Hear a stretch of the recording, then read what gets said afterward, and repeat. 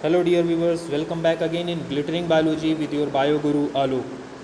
On behalf of your school, I am just going to conduct another lecture related with the unit Genetics and Evolution, which is very important unit for your syllabus. And in that unit, I have selected the principles of inheritance and variations in our last lecture. So, just in the same series, we will just discuss today about certain terminology related with the genetics. Here, in this previous lecture, I told you about the alleles, character, unit factor, gene, genotype, phenotype, and homozygous condition. So you can hope you have prepared the notes related with this content. And today we will just talk about the another terminology related with this one, heterozygous. Heterozygous, what it is? We can just define it like when two alleles of a character are not similar, means they represent different allelomorphic characters, then such a condition is called as the heterozygous condition. You can recall that while we are just discussing about the first law of inheritance, at that time I have selected the pure tall plants along with the pure dwarf plant.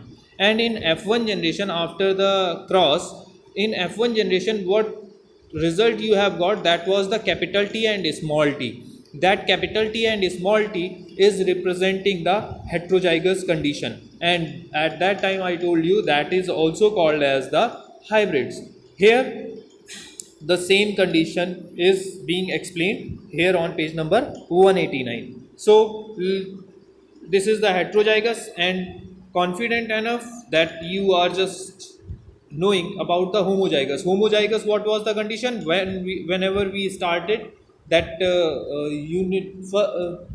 first law of inheritance, at that time what I have selected, the pure tall plant capital T, or pure dwarf plant, that is the small t. Both the conditions are representing the homozygous condition. So on the same 189 page number, you can just see that there is a differentiation between the genotype and phenotype. I told you that genotype and phenotype, these are the terms representing. Genotype is representing the genetical constitution of any organism, means it is related with the gene of an organism, while the phenotype is the external appearance of an organism pertaining to one or more character. So on the basis of this, we can just differentiate between the genotype and phenotype.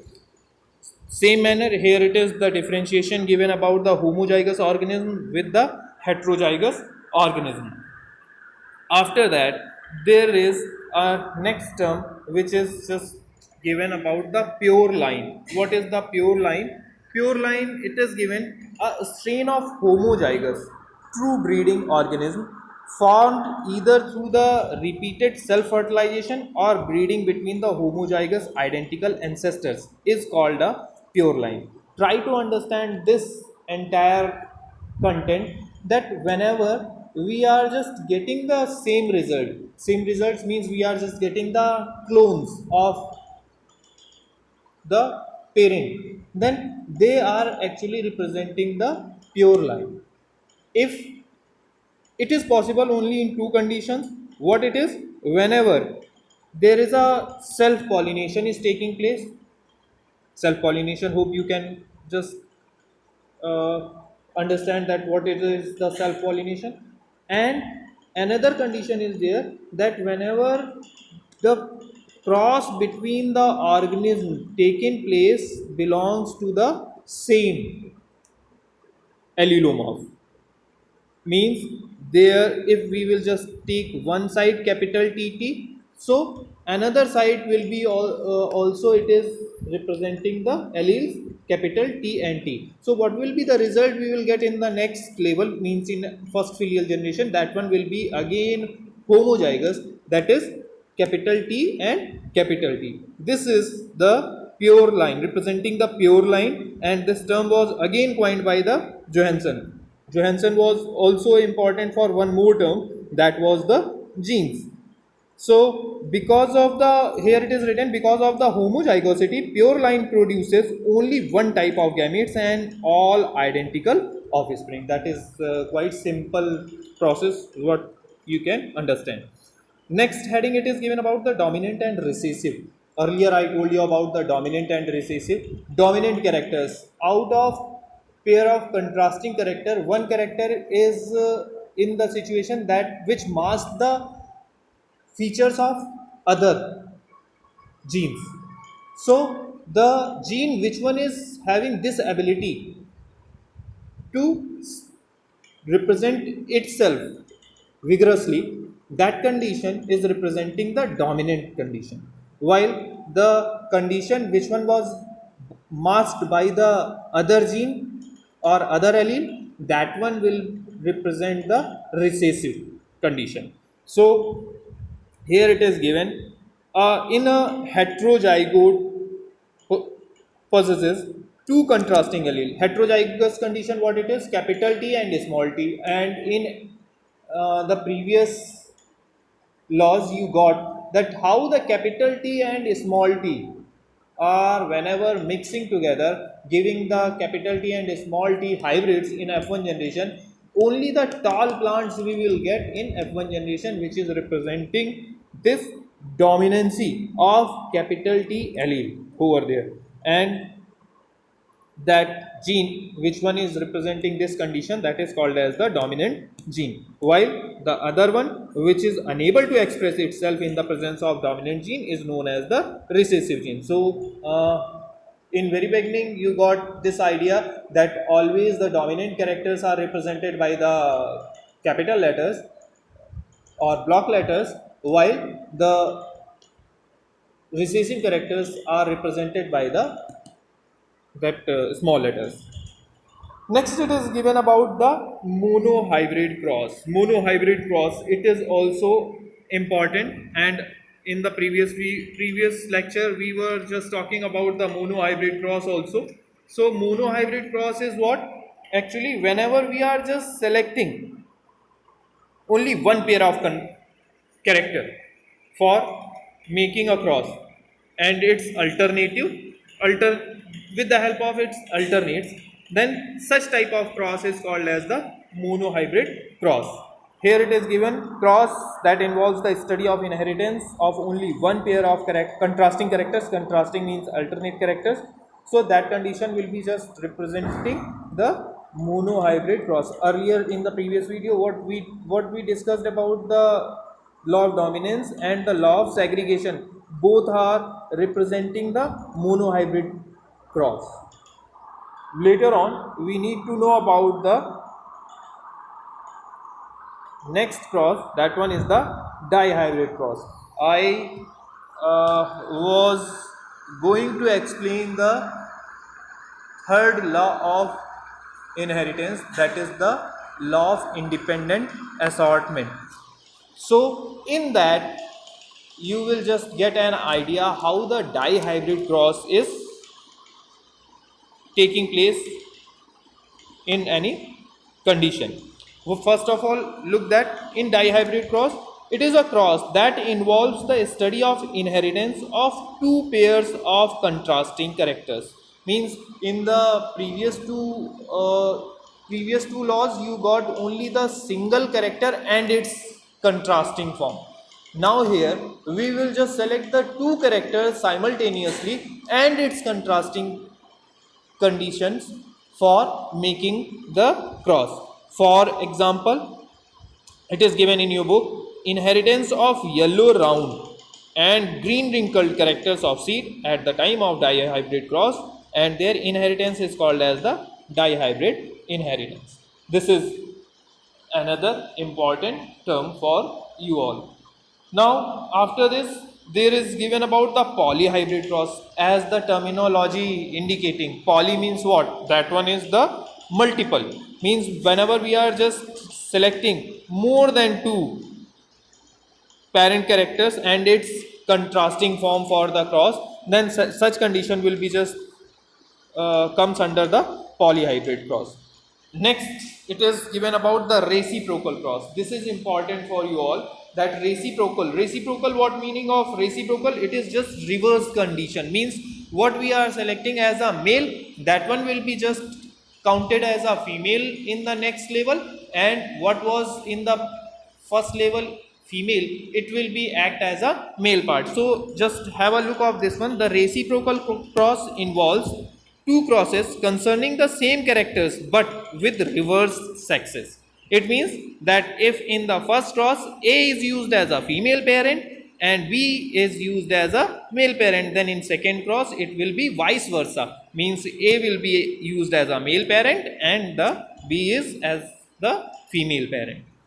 This is the important one and generally asked to define, that is the back cross. Back cross is a special condition. Look that one. While we are just making any cross, in that condition you need to know what was the homozygous parental condition among the organism. To determine or to test that things, we need a special type of crosses. They are belonging in next two headings, that is the back cross and the test cross. So have a look one by one of these two. In the Mendelian inheritance, it is written there, the F2 offsprings are obtained by self-pollination in the F1 hybrid. But the F1 hybrids can be crossed with either of the two parents of parental types. Back cross means the hybrid what we are just getting in the F1 generation, if it is recrossed with any of the parental characters, then such crosses between the offspring and the parents are known as the back cross. Listen here, I am not selecting the male or female, any of them.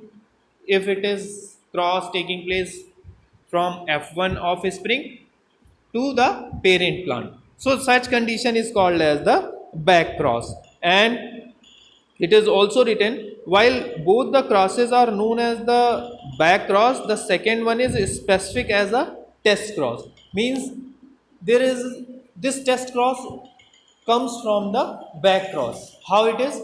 While we are just selecting the F1 hybrid with the recessive parent for making another level of cross, then such cross will be considered as the test cross. You can just see the figure number 5.4 to make it more clear about back cross and test cross.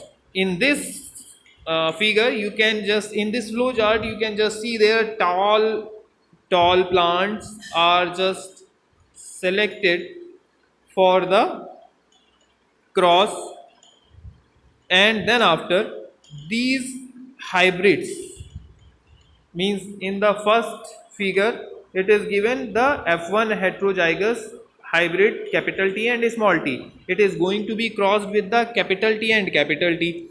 Result you can just make through the Punnett square. Here in the second level you can just see that that same hybrid is going to be crossed with that recessive parent. So this is the specific example for the test cross, while the both are representing the back cross. Next term is the genome. What the genome is?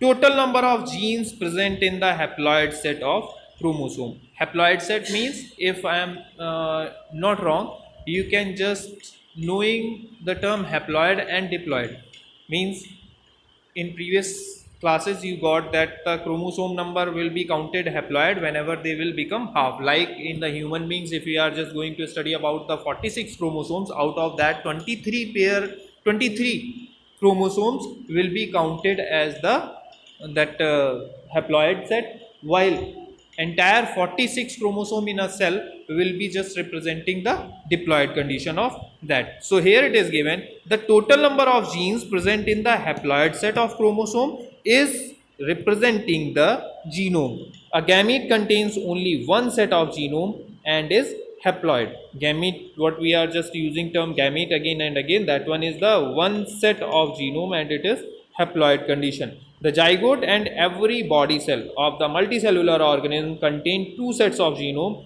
and are diploid. That is the next level content. So after that, the Punnett square. What is the Punnett square? Actually, this square is related with a specific scientist who has introduced to make our cross easier. This square representing what? Genotype and phenotypes resulting from the fusion of gametes during the fertilization can be visualized by the constructing a Punnett square. As in the figure 5.4 you are looking this square, that square is known as the Punnett square. A Punnett square for both monohybrid and dihybrid crosses is available. In Punnett square, all possible gametes are assigned to a column or a row. They are representing the male and the female